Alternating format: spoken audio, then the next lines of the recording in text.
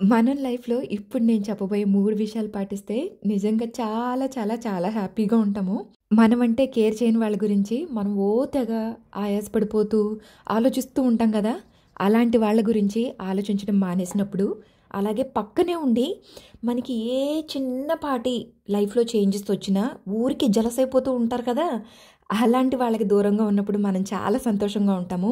అలాగే పెద్దరికం అని పరిస్థితికి తగ్గట్టు మంచి సలహాలు కాకుండా, ఎదుటి మనిషిని పొద్దస్తమానం కోప్పడుతూ, దెప్పి పొడుస్తూ, తిడుతూ ఉంటారు చూసావా? ఇలాంటి వాళ్ళకి దూరంగా ఉన్నప్పుడు, వాళ్ళతోటి మాట్లాడకుండా ఉన్నప్పుడు మనం నిజంగా చాలా పాజిటివ్‌గా ఫీల్ అవుతాం.